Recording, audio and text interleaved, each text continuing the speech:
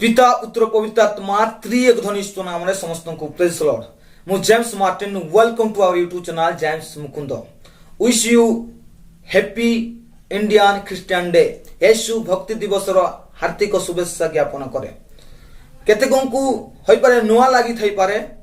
आ केते लोक जानि मध्य नांती एही भारतीय ख्रीष्टीय दिवस कोन अटे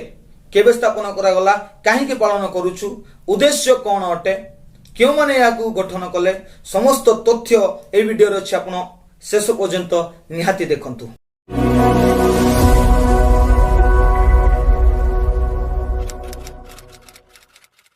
इंडियन क्रिश्चियन डे भारतीय ख्रीष्टीय दिवस रो अर्थ होछि भारत वर्ष रे बा भारत देश रे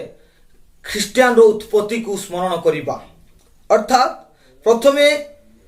कि प्रकार ख्रीष्टंकर सुसमाचार भारत रे आसिला अनेक लोक पर्यंत कहती इंग्रेज माने नहीं कि आसिले किंतु ता भूल तथ्य अटे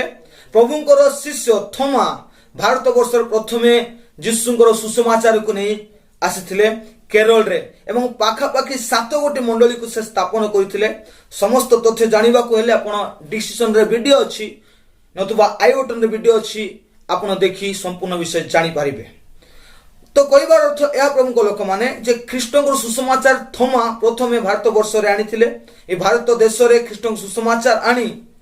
निजर जीवन मध्य एही देश रे से देइछंती ख्रीष्टंक पई वास्तविक ख्रीष्टाब्द रे तांको मारि दिया गला सेंट थॉमस माउंटेन रे समस्त जानू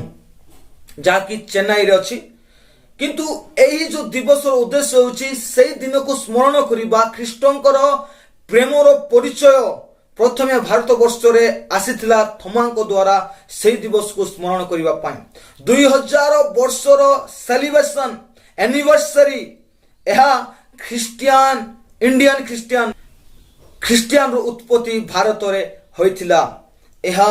बहुत बड़ खुशी एवं आनंदर विषय प्रमुख लोक माने जदि आम कृष्ण विषय रे न जानि थांतु अच्छा आम पाप रे बंचु थांतु मुक्ति पाई आम बंचु थांतु कोठी मिलिबो बोली हाँ किंतु प्रभु अनुग्रह करी से मुक्ति आमको दैछंती कहबार तो प्रभुଙ୍କ लोक माने ए दिवस रो उद्देश्य एहा अटे दुतरे केबे स्थापन करा गला 2021 जुलाई 3 तारिख दिन एहा को स्थापन करा जायछि क्यों माने स्थापन कले एठारे केवल गोटिए गोष्ठी बा गोटिए दलर लोक नुहे भारत वर्ष रे भारत देश रे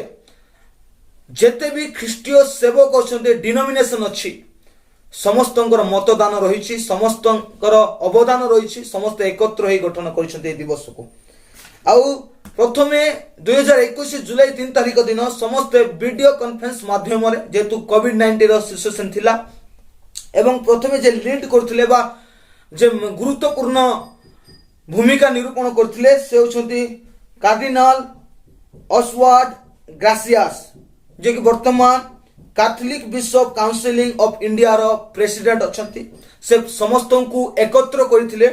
एवं इंडिया रो आ इंडिया रो बाहर मध्य ख्रिस्टियन नॉन ख्रिस्टियन समस्त मिसी मिलियन ऑफ पीपल लक्ष लक्ष लोक मिसी ए दिवस को गठन करथिले आ एई दिवस रे बहुत गुडे डिनोमिनेशन योगदान करथिले एकत्र होइतिले जहाँ मध्य कि केतेको नाम मेंशन करिबी bishop of the national council of church of India evangelical fellowship of India the